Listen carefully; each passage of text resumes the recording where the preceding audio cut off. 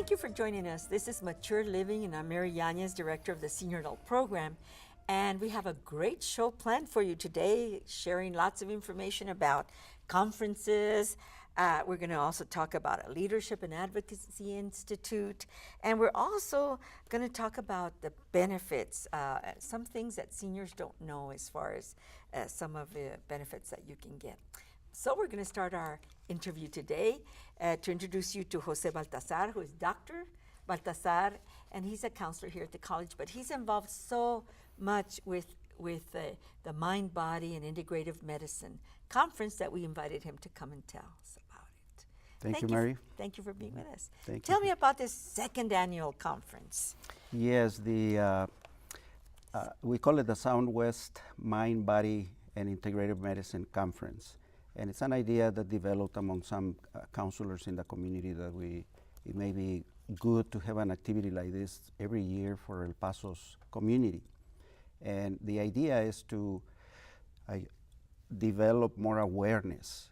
Even though a lot of people know about non-conventional healing methods and therapies and all of that, at least my experience is that the majority does not use them, or they haven't been enough to trainings where they can be trained how to do it, how to practice it, what things work, what things don't work.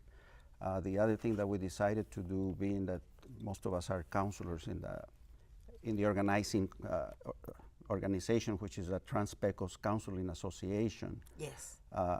So we decided that we wanted to present topics that have scientific research behind them, so that science has already proven that they work. Yes. And then in the process of doing our presentations and workshops in the conference, we also teach skills and recommendations that people can take with them and implement in their lives.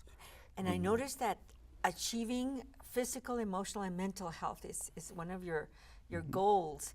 And you have workshops, and you have like a track, an English track, and then you have a Spanish track. That is right. Excellent. Tell me about the speakers. The speakers, we have, and I'm going to have to refer to my little brochure handout here, to my brochure. But we have Dr. Carlos Gonzalez, who's going to be speaking about the connection of the mind, the body, and the spirit, and how that affects health, the disconnection of it. Yes. So he's going to teach approaches by which people can stay in balance, let's put it that way, yes, in mind, body, and spirit. And he's a very well-known chiropractor. He's in town. He's retired already, but he used to have his own clinics, and he used to have his own show in the UTEP station, I believe. And he's very involved and very active in natural medicine. Yes. So that's why we're bringing him in. We also have another Dr. Gonzalez that teaches with you in the senior program, and his specialty is herbal medicine. And he's going to be doing the Spanish. So he's going to be speaking in Spanish. The idea of doing English and Spanish is because we want to make it available to the whole community. Yes. Even though it's organized by a professional organization, mostly counselors in the local area, we want to make it available to the whole community. So we're inviting everybody. It's not just for counselors. So no, okay, it's for everybody. Everybody can benefit from it. Yes. I myself am going to be teaching about mindfulness. A lot of people know about mindfulness. It's a type of meditation, but mindfulness has a lot of scientific research that shows with all kinds of mental illnesses, with cancer, with diabetes. You know, there's all kinds of studies that show that this type of meditation works. Yes. And so we want to train the public to use it. I mean, it's simple. It's not difficult to do. Yes. It's just knowing how to do it. Very good. And I noticed you have Dr. Jacqueline Villalobos talking about nutrition, a very important aspect of it in English. Dr. Jacqueline Villalobos is going to focus her presentation on the mind and the brain. So she's going to be talking about nutrition for the brain, nutrition for the mind, nutrition to help yourself with maintain your mind alert and your cognitive functions well and live longer and that kind of thing. This so is a great track. Tai Chi and yoga are very important. That's on the movement side. You know, there's a lot of research that shows that if you do meditative movement, for health, it doesn't necessarily have to be and I'm not saying don't Circulation. like Zumba or, Uh-huh. I mean, all those are very good. But if you do meditative movement like Tai Chi, yoga, there's also a lot of studies that show that they provide very health effective. benefits and healing benefits, like for people who already are suffering from some diseases. You can expect to get help to help you live better. Yes. And I love this poster because it also tells you when the event is and where it's going to be. We haven't even mentioned that. So it's going to be Saturday, October 7th, and it's going to take place at the UTEP, the Hilton Garden Inn that's right. on Yeah. the UTEP Yes. University Avenue, right? This is the second conference. We started it last year. We did it here at the community college. We had good attendance. And so we're just looking for different locations in the community Yes. to grow it. let's Because say. there's going to be scholarships as well, I understand. The purpose of the conference is to raise funds for scholarships for students who are attending university. Oh, that's And more wonderful. specifically, students who want to go on with their master's programs, Very good. hopefully in the helping occupations. So you would invite the general public, but I also noticed you're going to be giving CEUs to Yes. LPCs and LMSWs, Yes, professionals. right. All the Beautiful. presentations have been approved by the state of Texas to award credits and continuing education units to people, to licensed counselors and social workers who Wonderful. want to maintain their licenses. Super. And we So did it mention is- a couple of presenters in the Spanish. Did you want to Well, mention? Dr. Gonzalez is was going to one. present in Spanish, okay? And then Araceli There's Araceli, and Sau- some of these Salcido. presenters, to be honest, I have not met him. Araceli Salcido. Salcido, okay. Araceli Salcido is a registered nurse, local here, but very involved also in the natural healing approaches. So being in the field of medicine, she knows the value that these techniques have for healing. Gosh, it's so, And it's so so she and her full. mother are going to be presenting. Her mother is a energetic healer. So she's going to be showing some techniques for, So interesting. I mean, our organs, run by energy. Our whole body runs by energy. So energy We are- healers train themselves to balance the energy of the So organs and things like interesting. that. It's going to be $40, and it's going to start at 7:30 in the morning. It's going to run till 3 o'clock. Breakfast is furnished, and Breakfast is then included. lunch is on your Lunch own. is on your own. Okay. Yes. And we just want to run out of time here, but wanted to give the phone numbers. There's 2 phone numbers that you want to give. Can you give us yours first? Mine is 915-694-6109. And then the one for the conference is 831-2419. That's That's the- a community college number. It's one of our counselors here at the community college. I hope you get a lot of calls because I'm going to call. I hope so. I hope so. I'd like to attend and pass the word. And And we have tickets, okay? So You have tickets, I can $40. Bring your ticket. Very good, and it helps with scholarships. And we'll be back with more guests. Thank you, Jose, Dr. Thank you for Baltazar, having me being here. with I us. appreciate it. We didn't even mention your class with the senior adult program, but we'll invite you back. All right, thank you. We'll be back.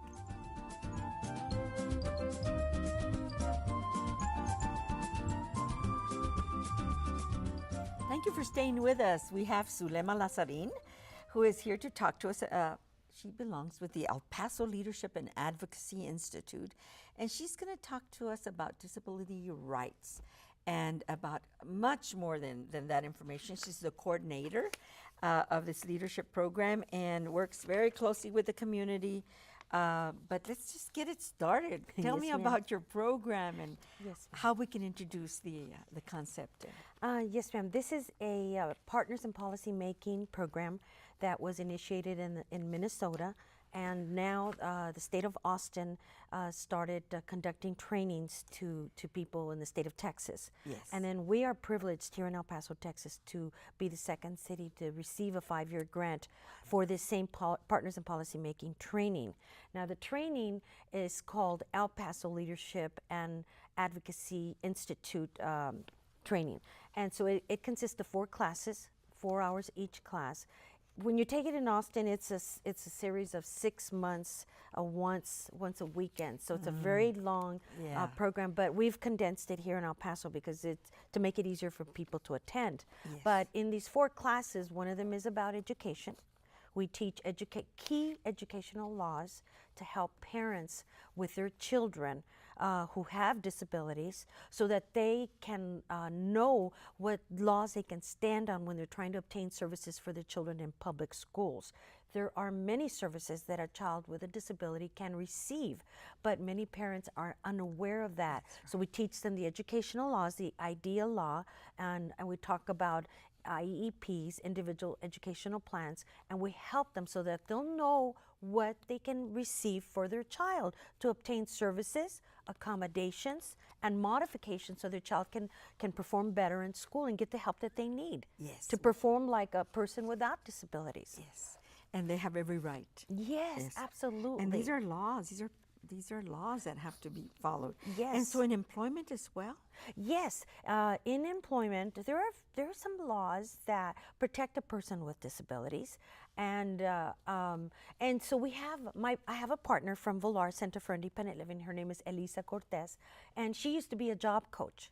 And she herself has recovered from lupus. So she was a job coach and she helped persons with disabilities obtain jobs. So she has tremendous knowledge and she really helps a lot of the adults, because the people that come to my class are parents that have children with disabilities and adults with disabilities and anybody that does not have a disability.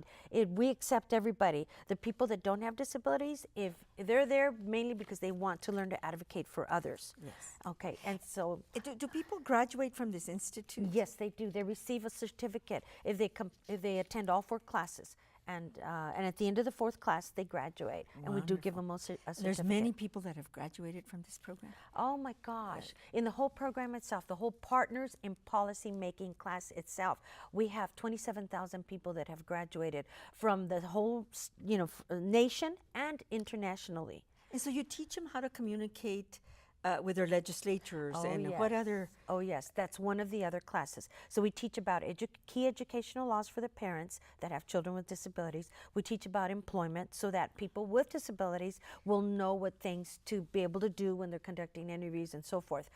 Number 4, we talk about partners in living. In other words, the partners in living, community living, so that an adult with a disability will know you have every right to live in your community. Choose your apartment. Own a home if you want. Marry whoever you want. Have relationships with whoever you want. You're not confined to a system that tells you what to do, an institution, a nursing home that tells you what to do. There are other options for you. And this is for adults that have the disabilities. And it's about self-determination. Exactly. Self-determination, freedom of choice. Those are all the things that we teach a person that has a disability when they go out and live in the community. And then the 4th class is my favorite because I've worked with politics. I worked in the mayor's office, so I know politics. But it's my favorite, how it's making your case, how to advocate with legislators, how to talk to them, how to write to them, what to do, what not to do, how to stay focused on your issue, choose one issue at a time, and that's my favorite. How to talk to the legislators, which is something that we all want to do. I failed to say the Partners in Living, it does also talk about the issue with children that are taking care of their aging parents and how our aging parents need so much help. Aging parents also have disabilities. They have diabetes, they have Parkinson's, they have Alzheimer's, they have many limited issues. mobility, exactly. walkers, severe arthritis. They have many disabilities, but there is no help for them, no governmental help. So we also need to get groups together to advocate with our legislators to be able to help our parents, our aging parents, because a lot of us are taking care of our parents. You took care of your dad. Homes. I took care of my dad for 6 years with Alzheimer's.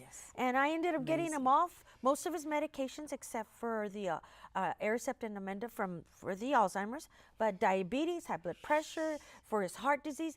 He got off of all of that because I was giving him natural supplements and he became healthier. But at the end, I did have to take him to a nursing home because he stopped walking. And it was more difficult. And it was very difficult because all the bedrooms were upstairs. I have a 2-bedroom, 2-story home. But a lot of things that we need to think about. But he only lasted 6 months in the nursing home. Yeah.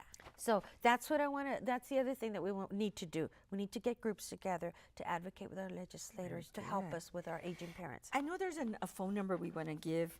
Tell me how they can reach you, a website, how to get in touch with Okay, your if program. they need to And reach I me. noticed you have a brochure in Spanish as well.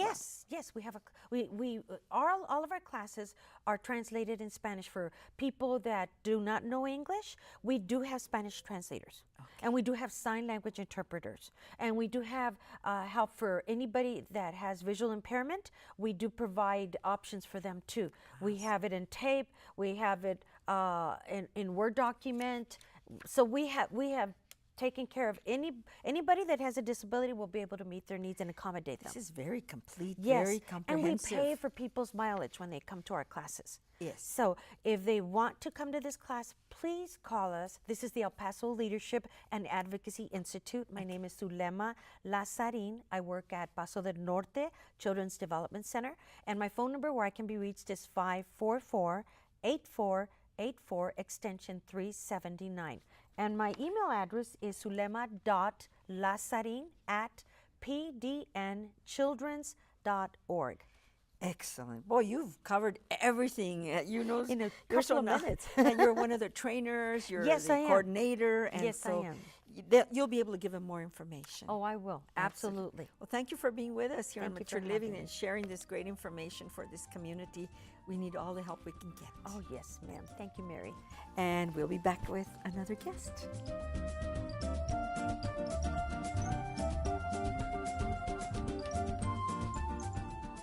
Well, thank you for staying with us. We want to introduce Charlie Ramirez, who is the Public Relations Director for the Urgent Care Home Health Organization. And so he's coming to talk to us a little bit about our rights. Very interesting topic, rights of the elderly. Thank you, Charlie, for being with us. Thank you for having me here. Tell me how you thought about this topic as far as seniors and elderly knowing their rights. Well, you know what? Okay, we have a very large senior community here in El Paso. And in dealing with the senior community, we have found out that a lot of times they are very misinformed about what their rights really are. Yes. A lot of seniors are misinformed because maybe the family is not informed themselves. They're not educated to be able to go into detail on medical or health issues. Yes. Or a lot of times, okay, they get coerced or they get misled by information that's on TV or information that's the neighbor has. Yes. So it's important for seniors in our community to be aware of what exactly is their rights as an individual. Yes. And there are a lot of rights that we go over as far as a home health agency because we are mandated by state and federal government, by state and federal laws, to be able to divulge that information to each and every patient that we have under our services, Yes. which is the case also in any clinic, hospital, nursing home, foster home, any kind of care that is provided for not just the seniors, but any adult and any child.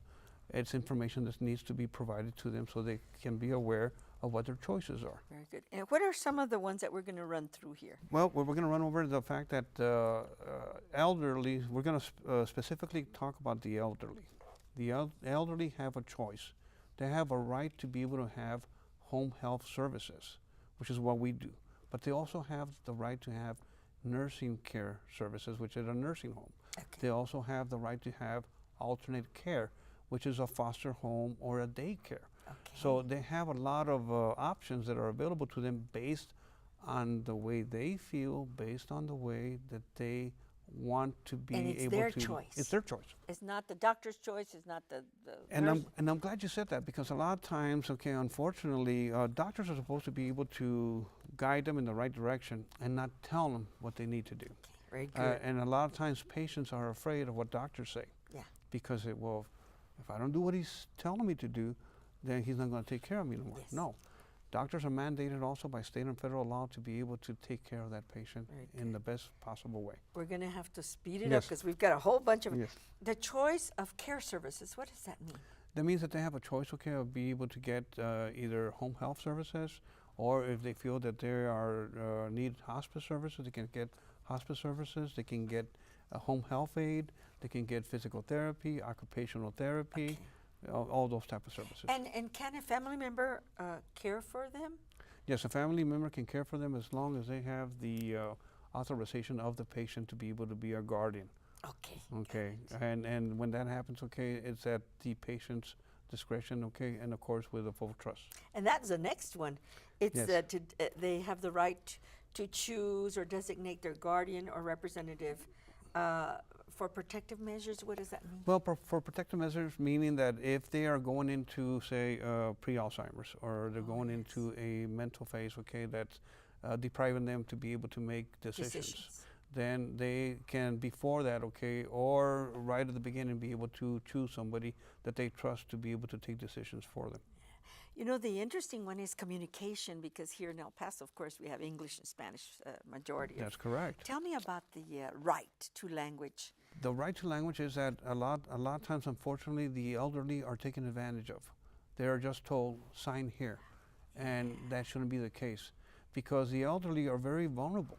I mean, if somebody goes there and they look professional, they look like they got authority, okay, they tell them, just sign here with maybe few words. Say if they don't know English and they know Spanish, then they have the right to be able to have an interpreter be able to tell them exactly what they're being informed of. Yeah, and sometimes there's changes that people make for them and they don't understand. They don't understand it, and they think that they're doing the right thing. Yes. And in doing those changes, okay, a lot of times they are changed over to do, like for instance, maybe having insurance that they thought that they had maybe Medicare at one time, and then they find out that all of a sudden they have an HMO, which they never authorized, but don't understand why they have it. Okay. And very that good. happens. Has to be explained. Well, you see, that happens because a lot of times they might answer the phone, Yes. and it's not a number that they're familiar with, but a lot of the elderly don't look at the ID caller. Yeah. One of the things that's a term that's very used right now in the fall is open enrollment. Tell me what that means Open and the enro- right to change during open enrollment. Open enrollment occurs starting November 1st all the way to December the 15th. That gives an opportunity for a patient to be able to change their insurance if they do not have Medicare, Medicaid. Now, if they have Medicare, Medicaid, they can change any time during the year. Open enrollment is only for those that have an HMO that they feel that they want to change to another insurance which might be able to give them more benefits. And there's so many choices. There's so many choices. Too many choices, to be honest with you, okay? But it becomes confusing. the right choice is the one that is able to provide them with adequate benefits, adequate services that at minimal cost to them. Yeah. We've got a couple more. The right to privacy under HIPAA. Right, HIPAA. right. And that is, that was established in 1996 through the Privacy Act of 1974. And what that does, okay, HIPAA gives them the privacy to be able to keep all the information that they provide to a nursing home, that they provide to a home health agency, they provide to a doctor, a clinic, a hospital, Insurance. to be kept private, Okay. because that is regulated by state and federal law. And any time that somebody uses that information for other purposes, Yes. then that is against the law. Okay. And a very important one, free from abuse and neglect. Right. The right to be free from abuse and neglect. Our elderly should be taken care of. I admire the Orientals because they The Asian praise. person. Yeah. They praise their elderly. We need to do the same thing too, because all of us are born to get old. And all of us, it doesn't matter how old you are right now, will get old. And you got to do that with dignity. Yes. That's why we need to take care of our elderly and be able to help in stopping abuse and neglect to our senior community. Yes. And report. Report. Even if you just suspect that something's going on with a neighbor or a relative or something's going on. As long as you report, you know you've done. It's against the law if you don't report it. Yes, it is. And it's also sad to know that sometimes the abuse and neglect is done by your own family. Yes. And we need to put a stop to that too. Well, you've been very, very informative. We went through it pretty fast, but I do want to make sure that they call you if they have additional, if you sparked up maybe a little bit of curiosity about home health. Right. And you can, they can call you. Where can they call you? Okay. Charlie. The name of our agency is Urgent Care Home Health Incorporated.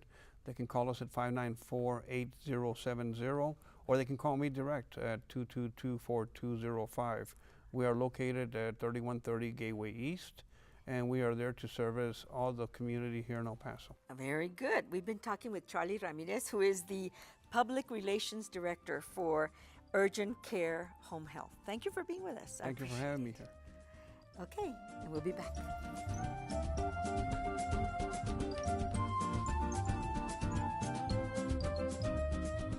Before we leave you today, I wanted to introduce Diego Vasquez, who is with the El Paso Mission Trail Association. Tell us about your coming event. We have an event coming up on October 7th. It'll be out in Socorro at La Cueva Theater. That's 10180 Socorro Road. And it's going to have some Spanish dances, some Spanish arias, stuff from the period that Oñate came into the area. Okay. So it's tied into our main event. And what do you expect? A big audience to come and celebrate? And we have about 150 seats available, and we did sell out in February. So I encourage you, if you're interested, to get your tickets soon. You can always call Sylvia at 915-851-9997. Yes. And that's the best way to And we get. always want to thank Sylvia Barron for being so involved and telling us about these events so that we can announce them to our viewership here on Mature Living. Yeah, Sylvia Barron is really the backbone there at MTA, so we appreciate her work a lot. And all of your volunteers. That's right, and if anybody wants to come in and help us, we're always open. We always want to involve more people. We all work on a volunteer basis. If somebody wants to call about tickets or about your association, your Mission Trail Association, where can they call? Call 915-851-9997. Well, thank you for volunteering and making sure that in this region, especially in the Mission Trail areas, that we celebrate. We celebrate Very important. our culture, our heritage, and thank you for doing events for this community. Well, thank you for having us. Well, thank you, Diego, for being with us here on Mature Living, and we expect you to come back again. Thank you. And we'll see you all next week.